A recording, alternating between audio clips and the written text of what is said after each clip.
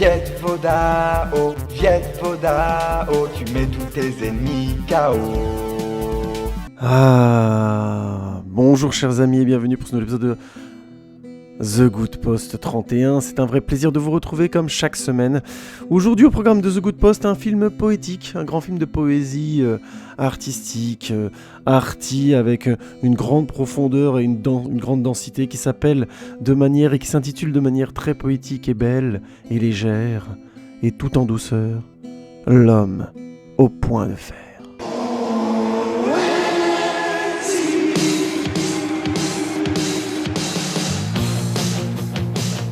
Sorti au cinéma le 2 janvier 2013, L'homme au point de fer est un film qui est un hommage à la Shaw Brothers, au film de kung-fu à l'ancienne, mêlant aussi bien prouesse technique que effets spéciaux et sauts à l'aide de câbles.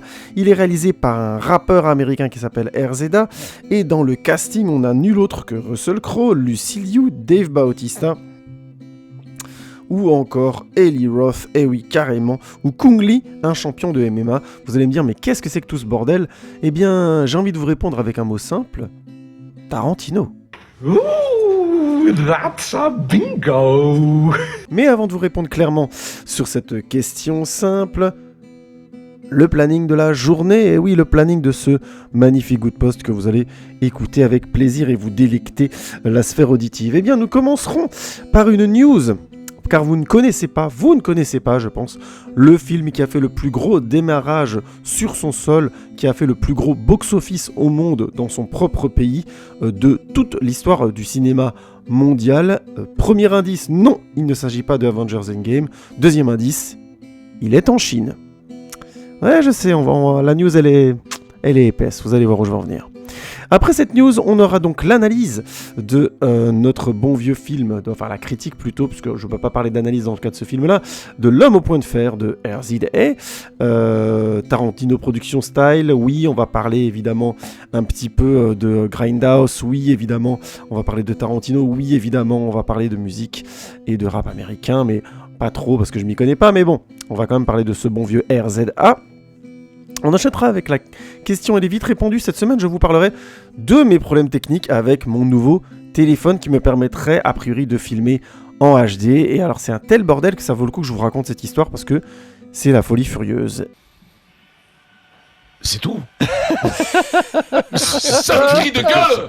Oh non, mais remboursez de suite. C'est pas écrit. Non mais quel escroc. Pour vous parler de L'homme au point de fer, il faut d'abord vous parler de son réalisateur. J'ai le bien nommé RZA, rappeur, producteur, compositeur, qui s'est fait connaître notamment d'abord dans le rap avant de devenir pendant un moment certain le compositeur des musiques de Quentin Tarantino. RZA, c'est tout simplement il est aussi connu sous le nom de Bobby Digital, Ruler Zigzag Zig Halla, Bobby Steele, The RZA, The Abbott, Prince Rakim, Bobby Boulders, The RZA Rector. Donc voilà, ça vous donne une échelle d'idée. Et de son vrai nom, Robert Fitzgerald Diggs. Robert Fitzgerald Diggs est en fait au départ un mec qui s'est fait connaître notamment en faisant partie, en étant notamment membre fondateur et leader de facto du groupe The Wu-Tang Clan, un groupe de rap américain qui a officié de manière très très forte en 92 avant de connaître un pinacle grosso modo de fin des années 2000 et de connaître, je crois, quelques séparations et reformations, même si RZA n'en fait plus partie au jour d'aujourd'hui, je crois, si je ne dis pas de bêtises. Je crois qu'ils se sont fait surtout connaître avec leur album Enter the Wu-Tang Clan et Wu-Tang Forever. Alors je dis très mal, hein, je crois que c'est Wu-Tang ou je crois qu'ils le prononcent Wu-Tang. Bref, le Wu-Tang Clan, c'est un très très très très grand groupe de rap américain qui a vraiment fait l'âge d'or du rap américain des années 90, entre autres.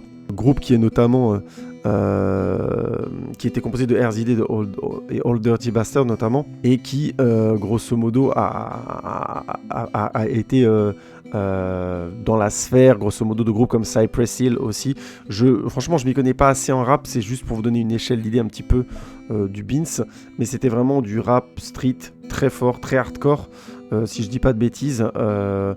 Gangsta Rap, ça je ne suis pas certain, j'ai pas envie de dire de bêtises, je crois que oui, mais je sais plus exactement. Parce qu'on met un peu le mot Gangsta Rap sur un peu tous les groupes de rap de cette époque-là.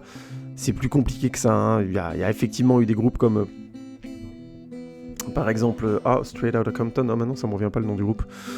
Eux, ça me revient pas du tout. Avec, comment il s'appelle encore, Dr. Dre et toute la bande là, oh là là, ça me revient pas. Oui, les membres du Wu-Tang Clan, oui, je vais peut-être vous donner ça tout simplement, parce qu'il y en a beaucoup qui sont devenus ensuite, qui ont fait des carrières solo, qui se sont fait connaître aussi encore après.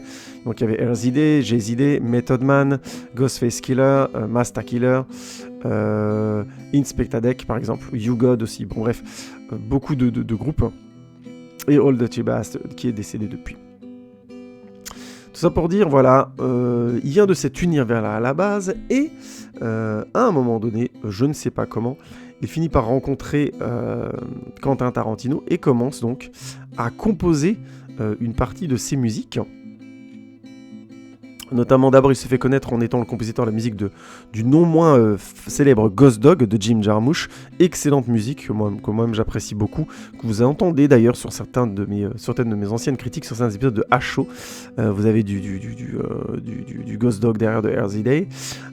Avant de composer la musique, notamment de Kill Bill 1 pour Quentin Tarantino, et donc de franchir vraiment un cap de notoriété avec ça, de composer quelques musiques, si je ne dis pas de bêtises, notamment encore pour Tarantino, notamment sur Django Unchained.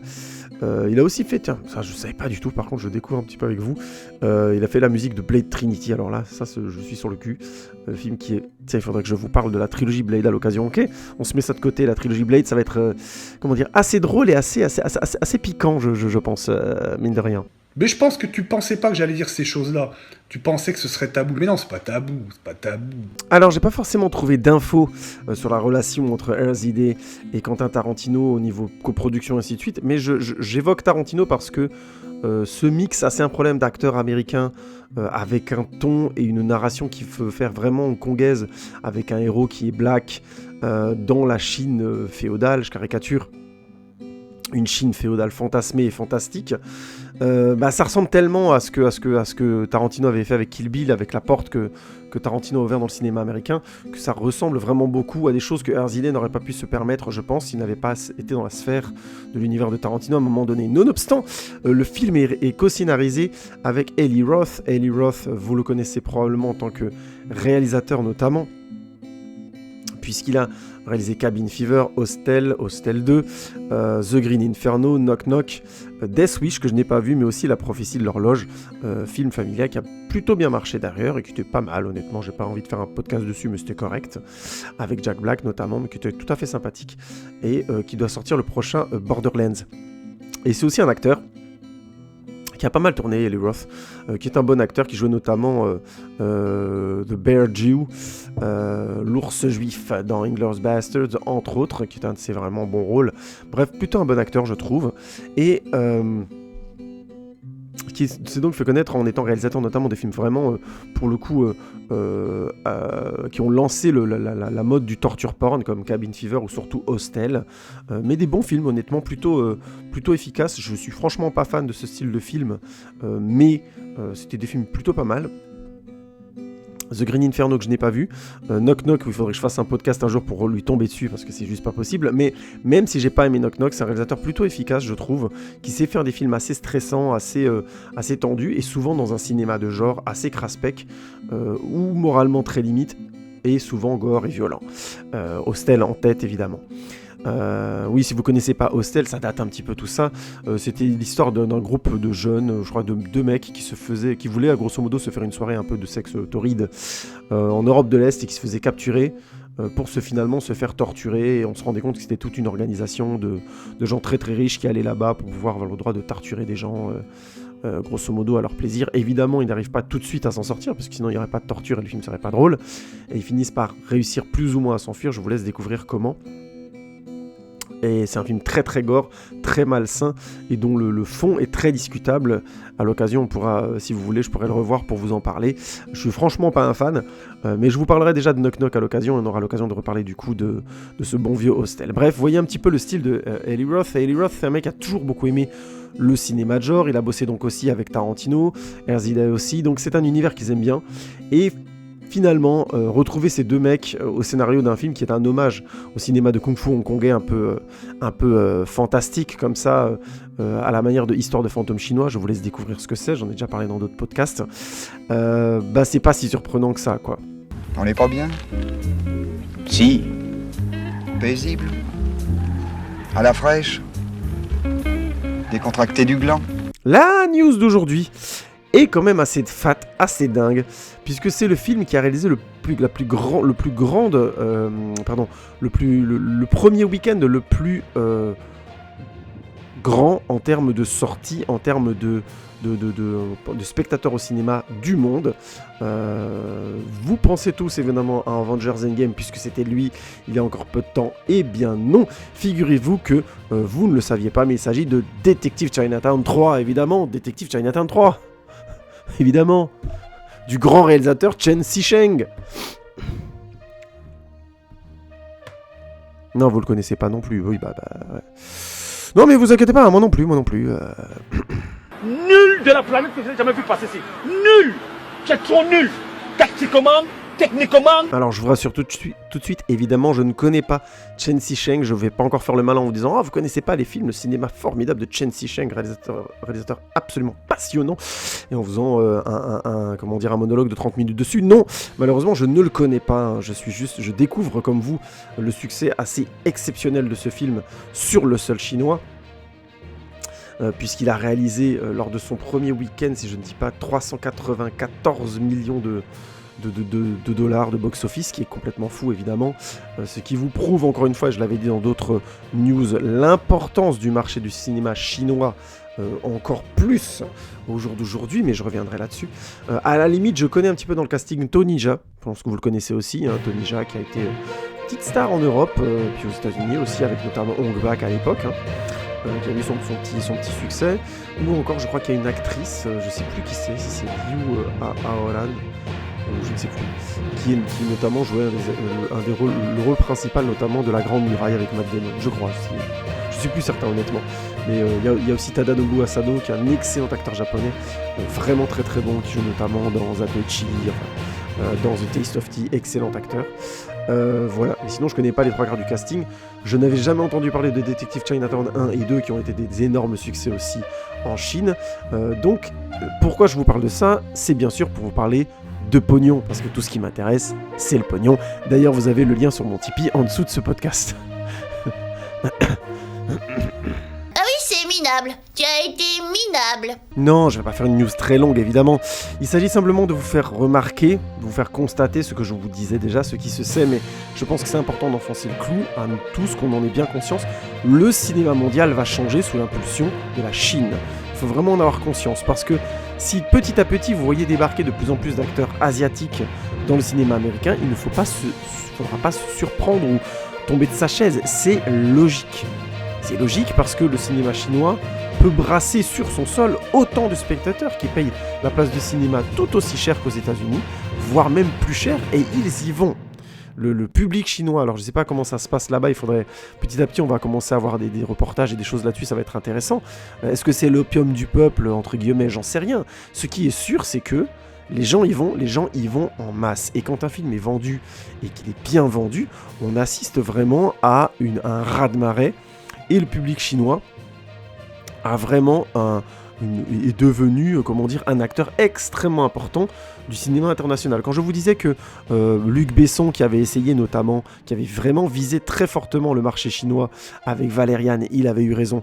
Et quand je vous disais aussi que les Américains, petit à petit, en essayant notamment de caresser les Chinois dans le sens du poil, déjà à l'époque, en ayant transformé le personnage du mandarin en un Ben Kingsley, avec, je ne spoilerai pas, je vous laisse voir ma critique sur Iron Man 3, en transformant clairement le personnage du mandarin, en n'en faisant plus un chinois du tout, et en donnant au rôle Ben Kingsley avec une écriture très particulière, il cherchait clairement à caresser dans le sens du poil le public chinois. L'objectif de sortir notamment Shang-Chi, il y a bientôt un film sur Shang-Chi qui va sortir, qui est un personnage important de l'univers Marvel, important, plus ou moins secondaire dans les BD, mais qui dans Marvel devrait devenir très important, en visant clairement et frontalement le public chinois.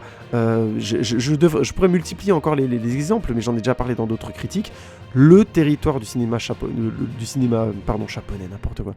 cinéma japonais, franchement, là on est arrivé à un niveau de racisme, c'est carrément inconscient, donc je sais pas si on doit en rire ou si on doit en pleurer. Je suis minable. Le territoire donc du cinéma chinois est monstrueusement attractif, monstrueusement pour tous les cinémas du monde qui essayent de dépasser et de rentrer dans la famille, mine de rien encore assez fermée, des blockbusters. Et donc les Américains mènent la danse actuellement, les Chinois sont clairement en train de devenir le deuxième pôle, j'ai envie de dire qu'on va être coincé en France entre deux blocs, comme tout le reste du monde.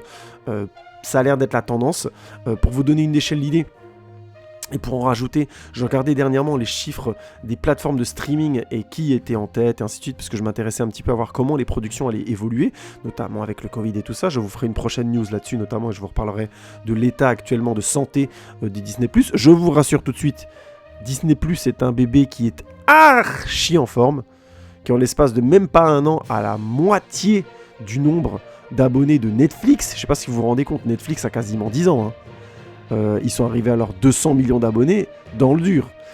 Et ben, Disney Plus est déjà à 95 millions. Donc voilà, vous voyez un petit peu où on va mettre les pieds. Mickey, il a pas fini de chercher à nous mettre sa queue là quelque part. Et je parle bien sûr de la queue qu'il a aux fesses, bande de pervers. Tirez-vous les foutus. Et donc, évidemment, quand vous cherchez les sites de streaming qui marchent bien, vous tombez bien sûr sur Netflix, Disney+, HBO Max et d'autres qui sont en train d'arriver, Amazon Prime qui marche très bien aussi. Mais très très vite, en 5e, 6e position, on a un nom chinois, et puis un autre, et puis un troisième, et puis un quatrième. Bref, l'audiovisuel chinois en général, le cinéma chinois en général, va beaucoup déterminer non seulement l'industrie en termes financiers, mais aussi le sens des films. Ne vous leurrez pas. Le pays qui peut, en termes financiers, imposer sa culture, il va par définition imposer aussi d'autres manières de voir les choses, d'autres visions culturelles, d'autres lectures des choses. Il faut vraiment pas se mentir là-dessus. Si en France on peut constater que la plupart des grands journaux appartiennent à des milliardaires et que l'orientation politique de ces journaux est clairement liée aux intérêts de ces gens, c'est pas très compliqué à faire et c'est prouvé jour après jour. Ne vous leurrez pas sur le fait que une industrie qui arrive à contrecarrer, voire à dépasser les plus grosses productions américaines, qui génèrent autant d'argent, va forcément avoir une influence sur le cinéma de demain. On en reparlera dans 10 ans, mais moi je pense que là maintenant c'est fait. Le cinéma chinois a clairement dit « Nous avons des blockbusters qui sont plus rentables que les vôtres, chers Américains. Investisseurs étrangers, à vous de venir maintenant. À vous de venir, de vouloir mettre du pognon.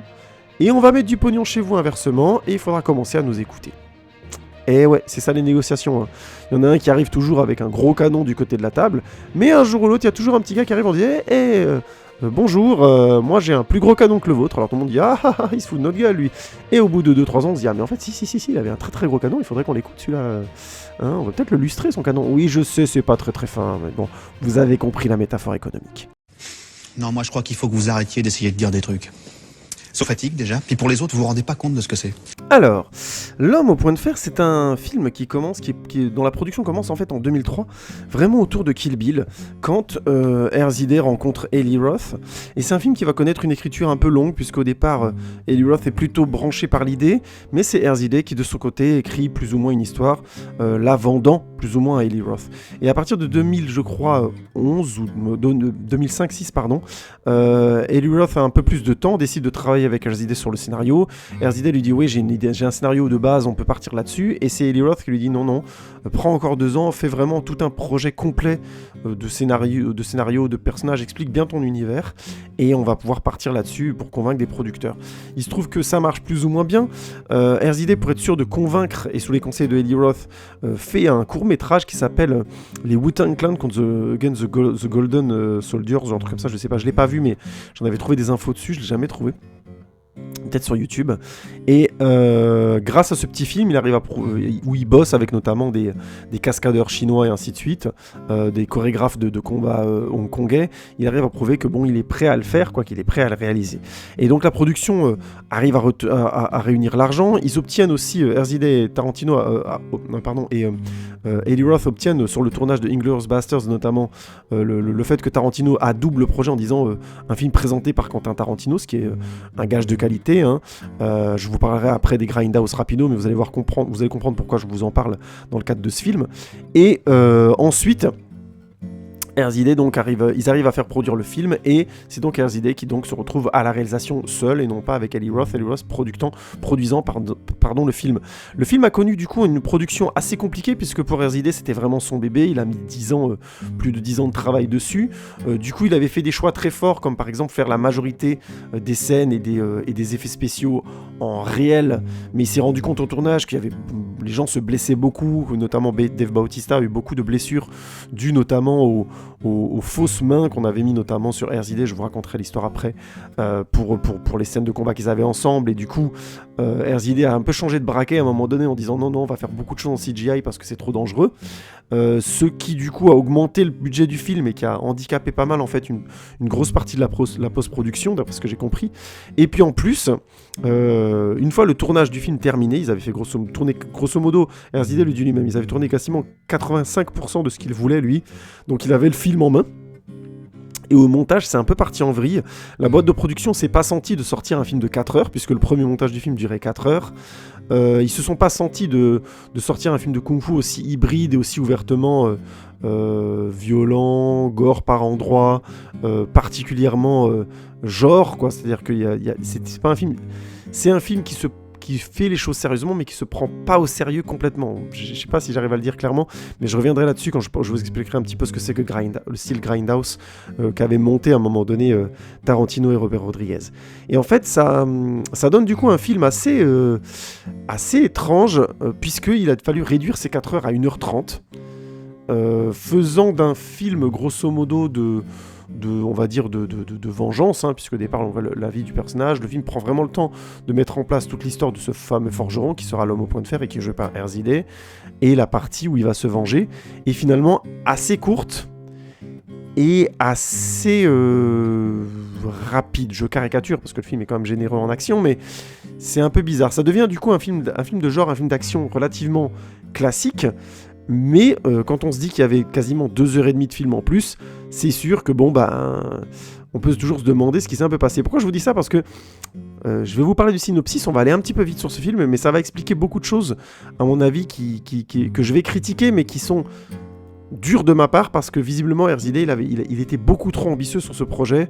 Pour un premier film, il était peut-être allé un petit peu au-delà de ce qu'il était capable de gérer.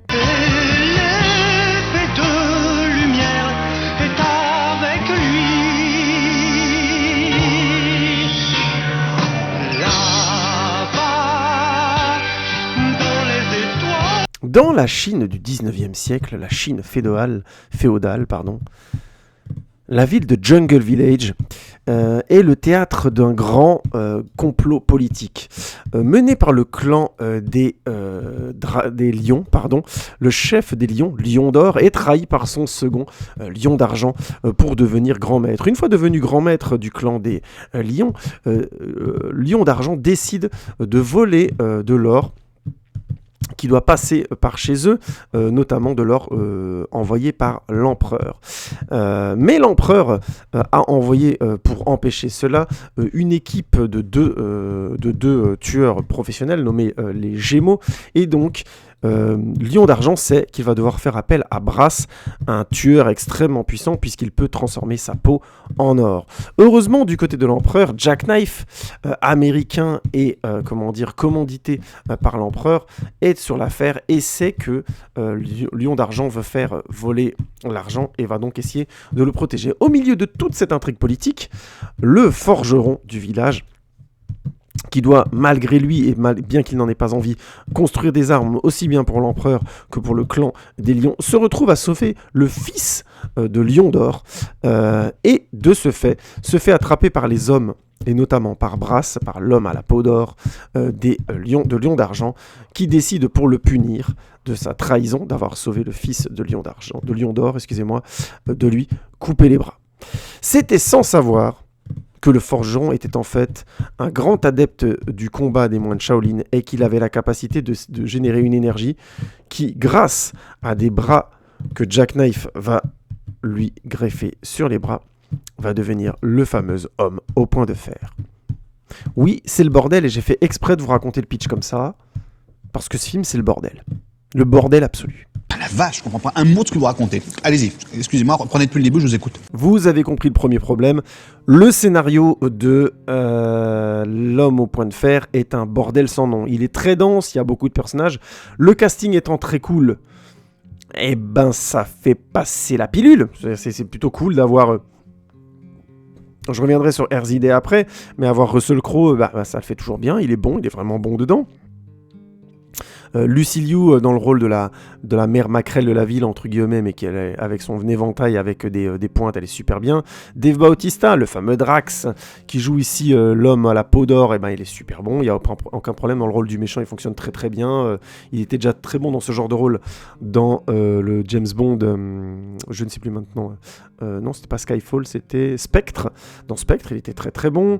On a Jamie Chung dans le rôle de la copine comment dire, du héros, hein, donc du forgeron, qui est très très bien, et différents seconds rôles qui savent donner des coups de pied, comme Kung Lee, qui est un ancien champion de MMA et qui est très très bon, qui fait vraiment bien le taf, il n'y a pas de problème. Bref, on a un vrai petit casting sympathique qui fait bien tenir ce film sans problème, et qui du coup arrive à faire plutôt exister cette intrigue clairement écrite par un scénariste débutant, et qui a beaucoup de mal à concentrer ce qu'il veut raconter. Ce qui fait qu'on a une intrigue politique qu'on nous raconte parce qu'il faut la raconter, parce que c'est l'univers. Grosso modo, il n'y a pas d'autre raison. Le sous-texte de fond sur l'éventuel esclavagisme est complètement déplacé à la masse. Vraiment, ça n'a rien à faire dans ce film-là. Et en plus, comme c'est une Chine féodale complètement fantasmée, c'est limite insultant pour les Chinois. Donc voilà, je veux pas être méchant avec RZD, mais je sais pas comment on a pu produire un film qui a coûté aussi cher sur un scénario aussi mal foutu.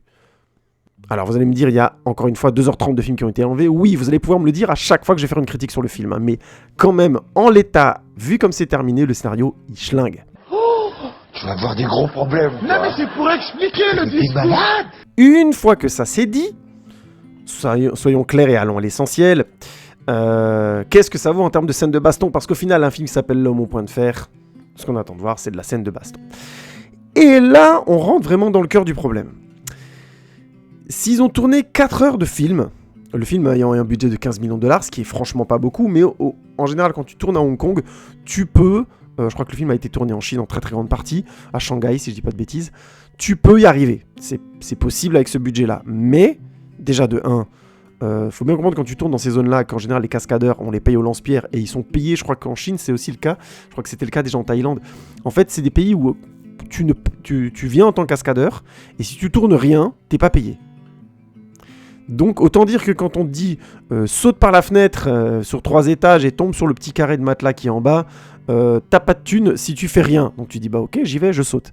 Et donc ça fait qu'on obtient des cascades de dingue, mais aussi des prises de risque délirantes avec des blessures plus ou moins graves.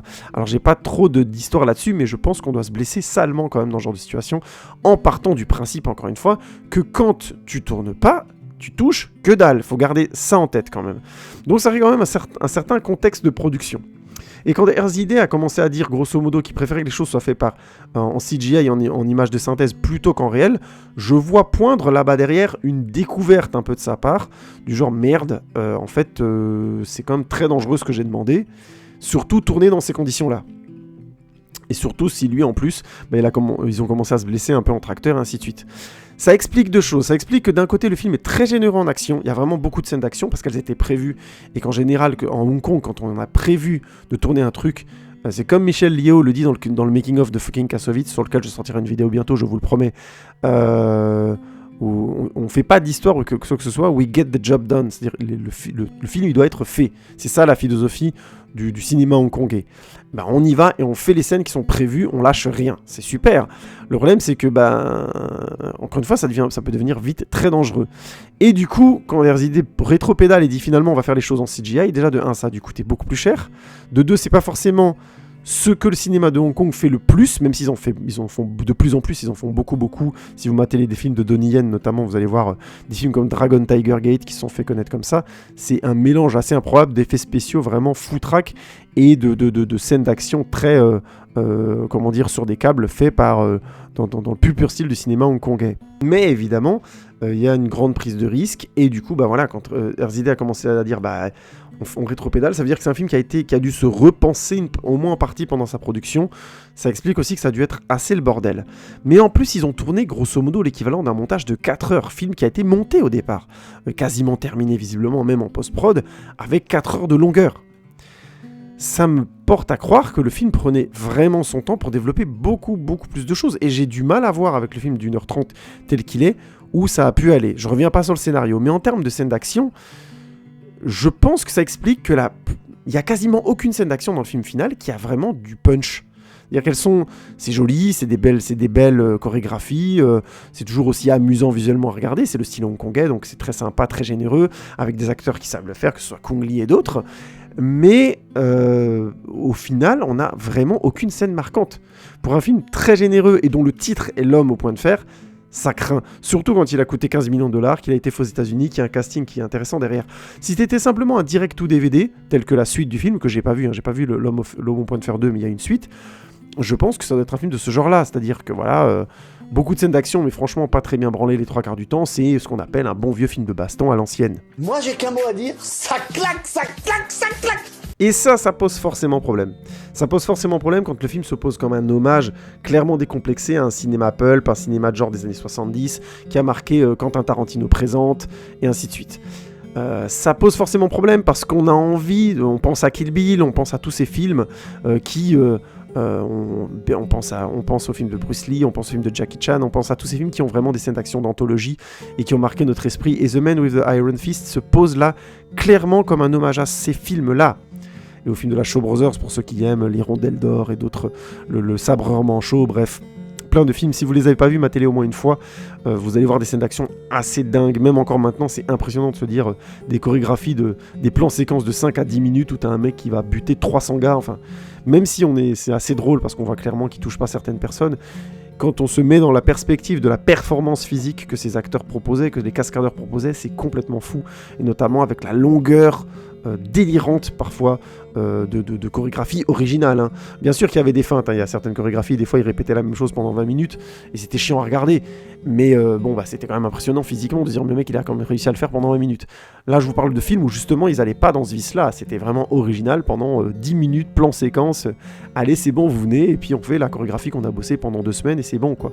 Et c'était dingue de voir un résultat aussi organique et aussi pas forcément du punch mais organique, ça bougeait, ça transpirait, il y avait vraiment à cause de la longueur du plan séquence une sensation de voir un spectacle d'une qualité athlétique hors du commun.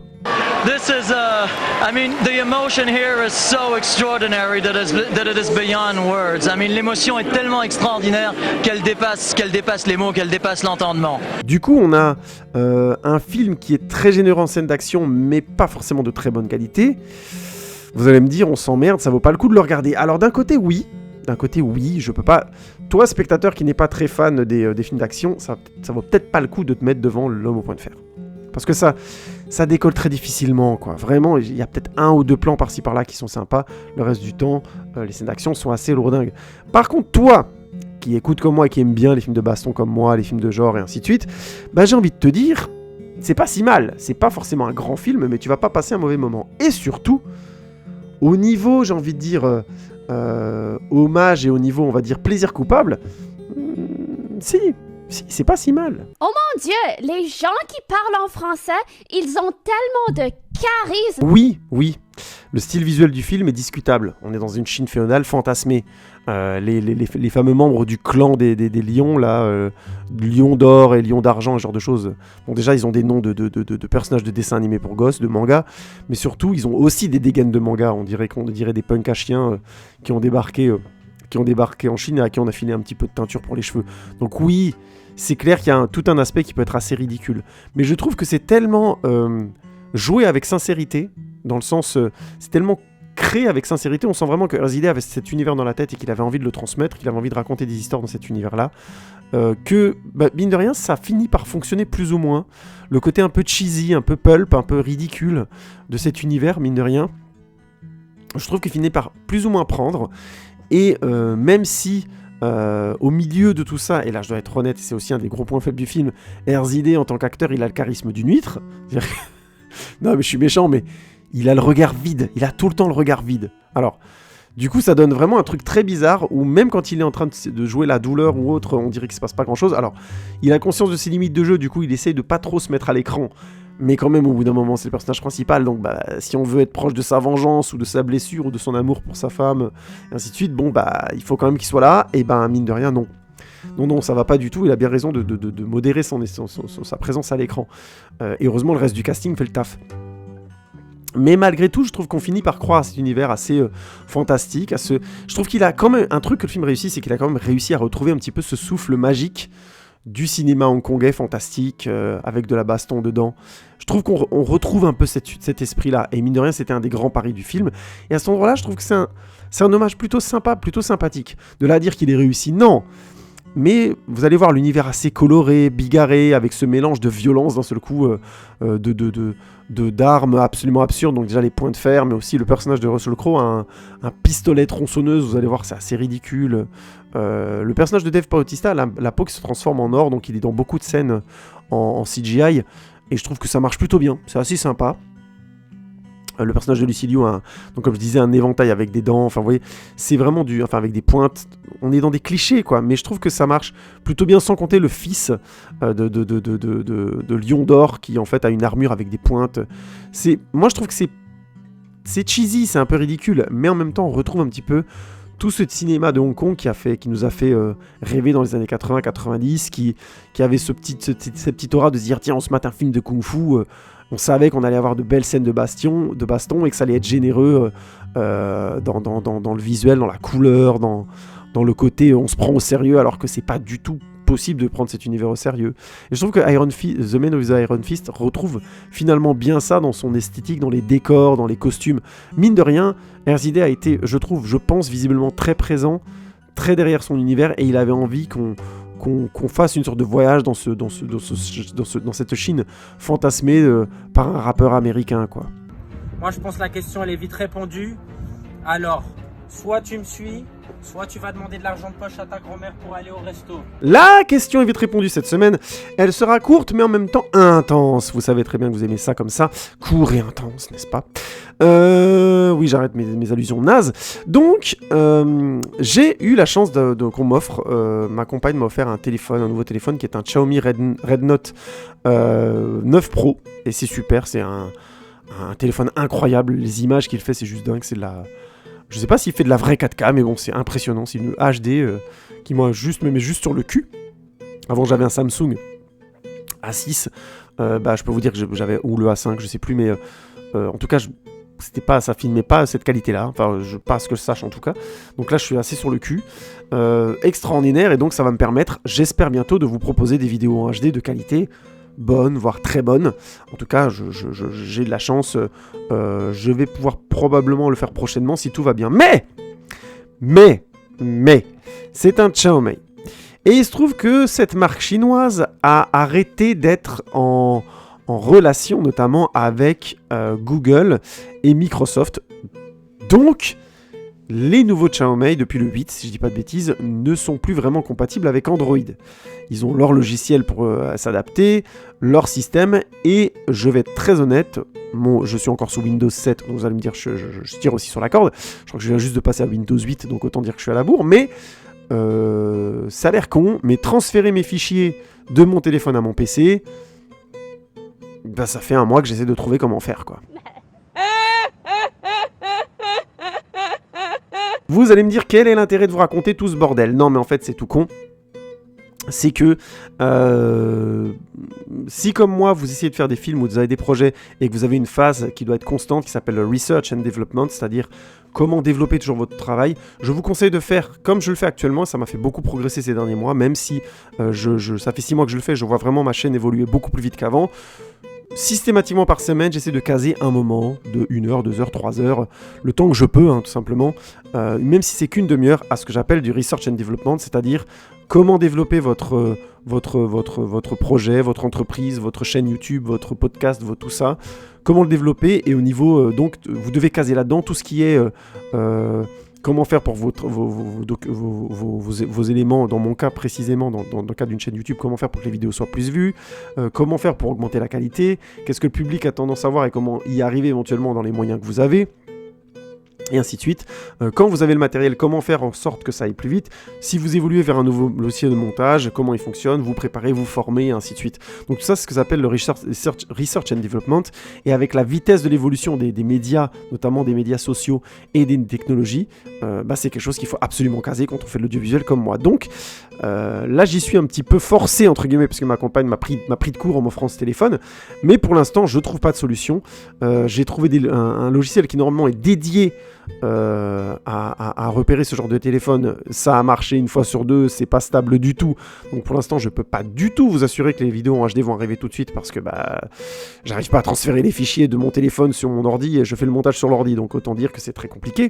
Tout ça, ça va pas avancer tout de suite. Mais c'est mon petit conseil du jour, c'est cette partie Research and Development, ne la sous-estimez pas, même si c'est dur, même si pour moi c'est difficile en ce moment. C'est ce qui fait que votre travail va gagner en qualité, va évoluer, et je pense que c'est une chose à implémenter. C'est sûr, c'est un effort en plus, c'est déjà dur de maintenir les choses sur les réseaux sociaux, d'être régulier dans ses parutions, ainsi de suite, que ce soit en vidéo, en article ou autre, en photo ou autre sur Instagram. Mais je vous conseille malgré tout de caser 1 fois par semaine, le plus possible, si possible, cette partie de Research and Development, parce que c'est à ce prix-là que ce que vous réalisez, de ce que vous produisez, va éclore et être vu par les gens de manière positive. Parce que c'est ne pas faire ça, ne pas caser cette chose-là de manière régulière, c'est grosso modo créer quelque chose et dire au monde dans lequel on vit, c'est à vous de vous bouger pour découvrir ce que je fais. Et c'est pas comme ça que ça marche. C'est au créateur à un moment donné de savoir, de chercher à la meilleure manière possible de faire découvrir son travail, ce qu'il produit. Et donc, même si je suis en train d'en baver, même si c'est dur, même si cette histoire de téléphone, c'est juste pour vous donner à quel point ça peut être le bordel, et que j'avais envie de vous en parler parce que c'est vraiment dur en ce moment, mais j'ai raison et je vais gagner à le faire. C'est-à-dire que une fois que j'aurai réussi à trouver, même si c'est difficile, même si je sais pas encore si ça va être demain, comment faire les vidéos en HD de meilleure qualité, ainsi de suite, la qualité de mes vidéos va s'en sortir, va s'en ressentir, et tout ce que je produis après, je vais gagner à ça, même si ça demande un effort différent, même si on doit prendre ce temps-là sur un temps où on aimerait développer, dans mon cas, d'autres vidéos, écrire, ainsi de suite. C'est un temps qu'il faut savoir mettre, et ça permet ensuite à votre travail d'être vu et de se développer positivement. Donc voilà, c'est un petit plaidoyer pour la phase de Research and Development de chaque semaine. Et puis je reviendrai vers vous pour vous raconter éventuellement si ça vous intéresse. N'hésitez pas à me le dire dans les commentaires si vous voulez que je vous parle un petit peu de quelle solution j'aurais trouvé pour transférer les fichiers de mon Xiaomi vers un PC Android classique. Voilà. Mais honnêtement, j'aurais besoin de vos encouragements, donc n'hésitez pas à m'envoyer des petits pouces bleus et des petits big up là-dessus parce que ça fait 1 mois que je suis dessus et c'est pas encore réglé. C'est gentil, n'est-ce pas, madame? C'est gentil ce que je vous dis. Oui, vous énervez pas, c'est vrai. C'était un petit The Good Post cette semaine. J'ai pas forcément énormément de choses à dire sur The Man with the Iron Fist. C'est un film qui me permet simplement de pointer quelque chose de fondamental. C'est que quand on veut faire un hommage au film de baston, il faut pas seulement écrire un scénario et avoir emmené de la baston dedans. Il faut beaucoup penser à la production, c'est-à-dire comment on va générer ces images, si c'est en CGI en réel, et si, en général c'est le cas, c'est beaucoup en réel, il faut vraiment préparer une très très très longue phase d'entraînement. C'est chiant parce que ça demande de répéter des centaines de fois les mêmes gestes et les mêmes actions avec les gens, donc ça demande de payer beaucoup, c'est très cher, c'est une phase de pré-production qui coûte très très cher, et la plupart des productions sont souvent en mode non mais au bout d'un moment ça va fonctionner, on va faire des cadrages avec le chef opérateur, et s'il y a certains moments qui marchent pas, on coupera dedans, ça va marcher. Mais si vous êtes un puriste comme RZD et que vous voulez vraiment rendre hommage à tout cet univers de la Shaw Brothers et du cinéma hongkongais, la règle d'or de base, c'est on s'entraîne et on répète les chorégraphies le temps qu'il faudra et le nombre de fois qu'il faut. Et le fait qu'il soit allé à Hong Kong et qu'il n'était pas prêt à se rendre compte que c'était très dangereux et que plus on faisait les choses dans un laps de temps rapide, plus c'est dangereux pour tout le monde en termes de blessures et d'éventuellement blessures graves, et qu'en plus le résultat aussi va se ressentir à l'image. C'est une forme de naïveté que je peux comprendre chez RZD, mais par exemple chez le producteur Eli Roth, je la comprends pas.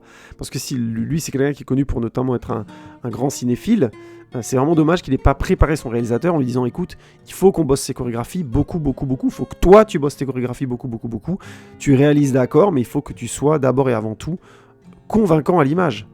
C'est une des bases, t'es le personnage principal, il faut que tu sois convaincant à l'image, donc pourquoi pas prendre des cours d'acting, parce que RZD il a toute une carrière d'acteur derrière lui, mais je peux vous dire que quand on voit dans le rôle titre de The Man with the Iron Fists, on se dit qu'il aurait bien fait de prendre des cours malgré tout. Et ça a l'air tout bête ce que je suis en train de dire, mais c'est du même ordre que de s'entraîner à faire des chorégraphies, non pas seulement lui, mais toutes les chorégraphies du film ont tendance à être longues et molles. Ça manque grosso modo de punch et vraiment d'envolée. Et ça, c'est pour moi dû essentiellement à ce manque de préparation là. Et c'est ça que je voulais pointer sur The Man with the Iron Fist, parce que c'est un cas d'école de ça.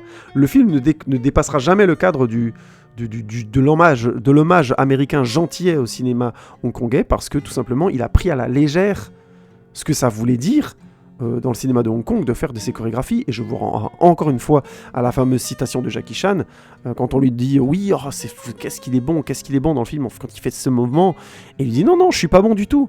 La question c'est combien de fois t'es prêt à recommencer, le même plan pour obtenir le plan qu'il faut, le plan spectaculaire que les spectateurs vont aimer. Et là j'ai envie de dire à RZD et lui poser la question directement, parce qu'évidemment c'est un grand fan du podcast, il écoute toutes les semaines. Est-ce que tu avais bien conscience, est-ce que tu as fait chaque plan assez souvent pour obtenir l'effet que tu voulais au départ? Bon, je spoil, la réponse c'est non. Qu'y a-t-il, Scarabée? Maître Po, quelque chose me trouble. Oui, je l'ai remarqué ces derniers jours. À mesure que ton corps guérit, ton esprit devient malade. Vive la pédophilie! Bravo la pédophilie!